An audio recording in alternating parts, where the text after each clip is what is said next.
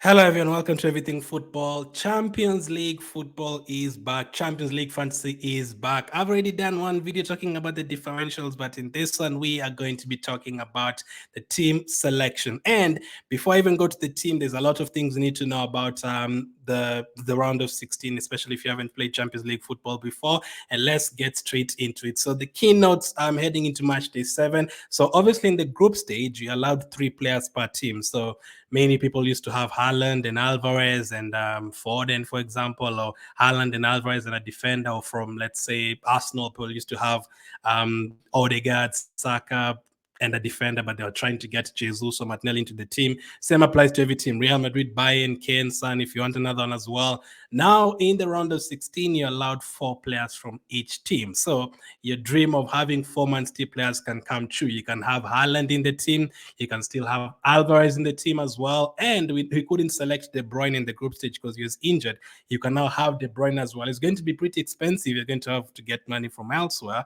But you can also have a defender on top of that. 4 players in total. So it's very, very possible. Personally, yes, there's a chance I could go for 4 players from one team, but I don't think it's that easy in terms of the fixtures. For example, Real Madrid, Leipzig. Yes, Leipzig have been on poor form. They've just conceded 5 goals to Stuttgart. They lost like 3 out of the last 5 games. But Real Madrid, even if you go for, can you really go for 4 Real Madrid players? Yes, Bellingham. Unless you're a fan and you feel like it's going to be a high scoring game, then you can select Vinicius, Bellingham, Valverde, and Rodrigo, whoever you want. It's very, very possible. But as I said, it's going to be pretty expensive. So remember that.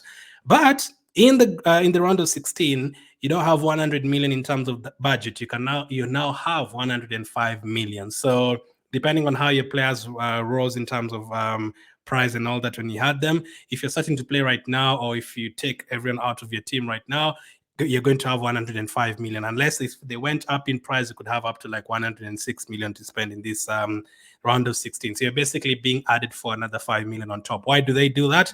Because in these rounds, you don't have the chances of you having the cheaper players. It's very, very low because most of the teams have been eliminated. So in the group stage, you could have a player from Copenhagen, for example. I know they've gone through, but maybe a bad example. Let's use Galatasaray because they're out.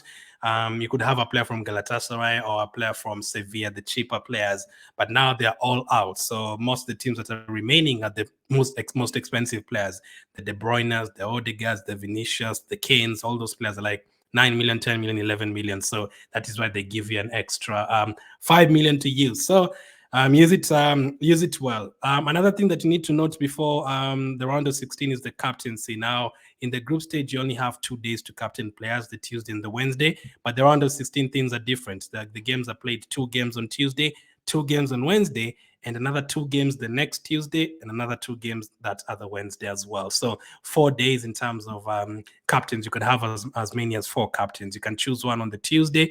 If he doesn't score, you choose another one on the Wednesday. If they don't score, you have the next Tuesday to change again, and the Wednesday as well. Obviously, in terms of captaincy, you're hoping by the Tuesday, your captain has already scored. Like, for example, Man City is playing on the first Tuesday. You're hoping if you're captaining Haaland, he scores 2 goals and you don't have to change it.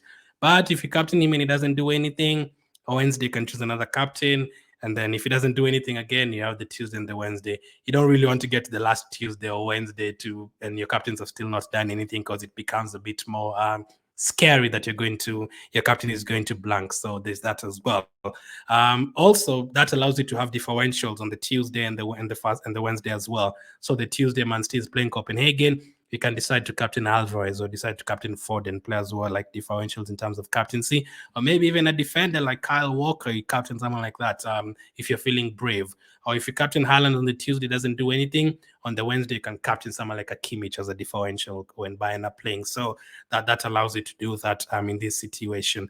Obviously, you're allowed unlimited subs. In this before the first leg of the round of 16, you can make as many subs as you want. So, and another thing you need to know, heading to the second leg of the round of 16, you're going to be allowed 3 subs. In the group stage, you're only allowed 2 subs after every match day. You're now going to be allowed 3 subs after the round of 16 first leg. So that can help you plan. If maybe you don't want too many Bayern Munich players for the first leg away from home at the Stadio Olimpico, maybe you want them when they go to Germany to play Bayern Munich.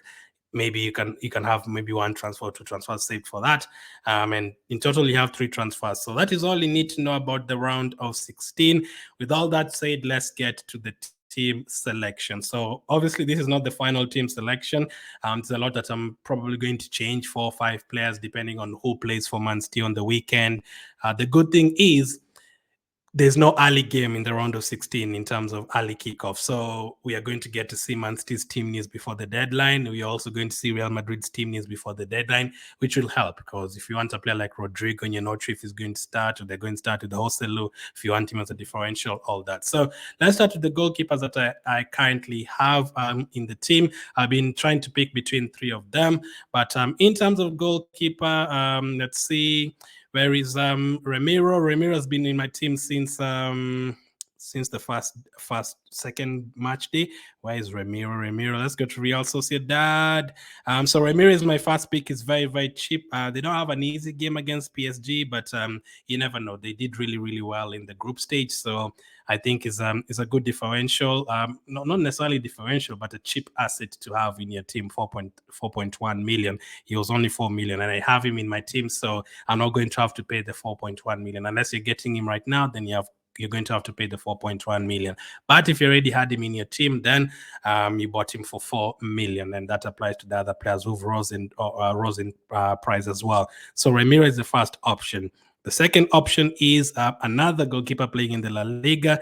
I've gone for Lunin. Now, Kepa was completely out of form. He was replaced by Lunin. So that is only going to cost you 8.8 million for goalkeepers. So that is very, very good because you can afford to have other expensive players up front. And believe me, you're going to need them. So there's another third goalkeeper that I'm looking at. Obviously, Inter Milan, Sommer is a different option.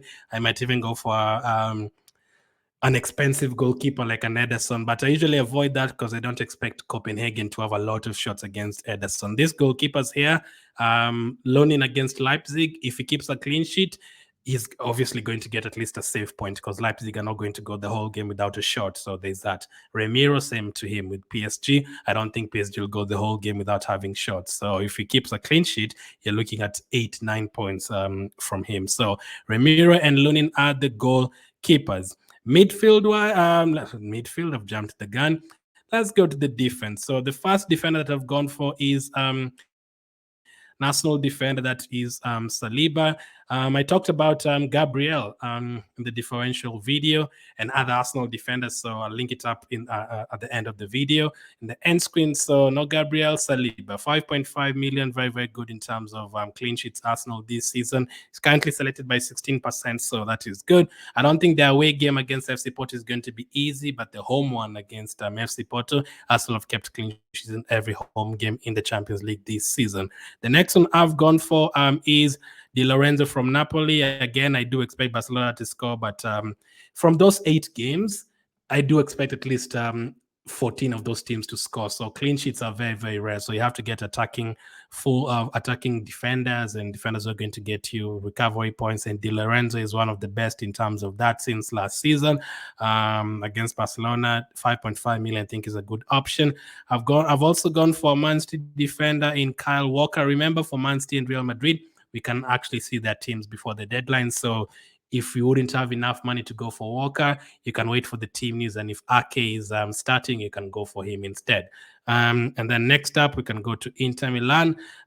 I've also selected Di Marco. Now, this is also a hard one because there's been a lot of rotation. Di Marco sometimes play, Augusto sometimes plays, Dumfries can play, Pavard, Bastoni, De Vrij. They have so many defenders who can play. And then lastly, I've gone for an Atletico Madrid player. So again, that fixture, I'm predicting a 1-1 between Atletico and Inter Milan. Molina is another risky one because he's been rotated recently. Sometimes he starts, sometimes other people start in that position. But when he starts, as you can see, he's picked up 33 points so far this season. He's gotten like 3 assists already in the Champions League this season. Let me just confirm that. Molina, yeah, 3 assists this season. He also under penalty, which basically is an assist, and then 18 ball recovery this season. So the only issue is the last few games in La Liga, I think, including the one that they played against Real Madrid recently, is come on at halftime, and not ideal, especially since they don't play like on the first day. If he was playing like on the first day, you can just take him out and bring someone else. But let's see. For me, for now, I have Molina, but he's one of the players that might still end up out of my team, depending on who starts for Man City and Real Madrid. That is a defense I've gone for. So Saliba, Walker, Molina, Di Lorenzo, and Di Marco. Midfield, there's one player that you've definitely got to have, and let's see. His name is Bellingham. Where is Jude Bellingham? Bellingham, you've got to have him in your team. We've talked about this since the group stage. Absolutely no need to explain myself. Incredible, 50 points already this season. He's currently selected by 75%. So if you go without him and he scores even one goal, and there's people who've captained him, you're already behind by 20 points. So it's not a good situation to be in. One of the players that you've definitely got to have. I've also gone for Bukayo Saka, obviously. Even if I wasn't an Arsenal fan, I'd definitely go for him. 43 points so far this season, a guaranteed starter for Arsenal. Quite expensive, but you're selected by 25%. There's always other options like Martinelli and Odegaard and all that if you prefer. Man City is very, very tough because De Bruyne is now back. You never know who's going to start. I think the game over the weekend against Everton is going to help us have an idea of who's going to start for Man City in the Champions League. Foden just scored a hat-trick. I'm going to go for him. He's cheaper than De Bruyne by 2.4 million. You can go for both of them, but as I said, you're going to need to get money elsewhere. It's going to be pretty expensive. The next midfielder I've gone for, you have to look for differentials, cheap differentials as well, because you just can't go for 10 million midfielders. I've gone for Emre, 5.3 million against Sociedad at home. He's another player who might go out of my team depending on how I feel by then. He's not guaranteed to be in my team. And the last one is I've gone for Lozano from PSV, but another one that one will definitely probably go out of my team, Lozano, because there's other options like Thuram and all that, but I'm waiting to see how Inter Milan play over the weekend and see if I'm going to go for him. I don't think Atletico is an easy game, and I think that PSV Dortmund game is going to be a high-scoring one. So, and PSV score a bunch of goals. 5 midfielders, those are the 5 midfielders I've picked. Again, I could end up with another Arsenal playing midfielder, Martinelli, or another Man City player like a De Bruyne. Let's see. Forward players, just like Bellingham in midfield, you have to go with Haaland, and then the other 2 players, literally your choice. For me, I've had Kane since match day 1. I'm going to stick with him, and as you can see, it's a lot of money. So I don't think you can afford to go with Haaland, Kane, Mbappe, and you still go for Sane and other expensive midfielders like Saka, and then you go for De Bruyne. It's very, very impossible. My third striker at the moment, I have Rodrigo, but there's a lot of options I'm thinking about. Haaland and Kane will definitely be in my team, but for the third striker role, there's a lot. I might decide to go for Gabriel Jesus, who's been very, very good for Arsenal this season in the Champions League if he's fit. There's Griezmann, who's been very good for Atletico Madrid this season. I can also decide to go for Alvarez if he starts against Copenhagen. He's been very, very good this season as well in the absence of Haaland, and they can both play together like they did in the previous game. So I think that team is going to cost you exactly 105 million. Let me know which team you've gone for right now. Is your team ready? Are you looking to make any changes and all that? In terms of captaincy, I'll talk about it in a different video, but obviously Haaland on one day, you can go for differential if you prefer, literally up to you. But as of now, let me know how your team is looking. How happy are you that the Champions League fantasy is back? In terms of rankings, I think I'm currently ranked 1,000. So I'm hoping that I can get back to like the top 500 before the end of the season. That would be great. But if your differentials work and all that, you can easily get to like top 200 in my scenario, because I'm like, there's a gap of like 10, 15 points there. I'd be buzzing.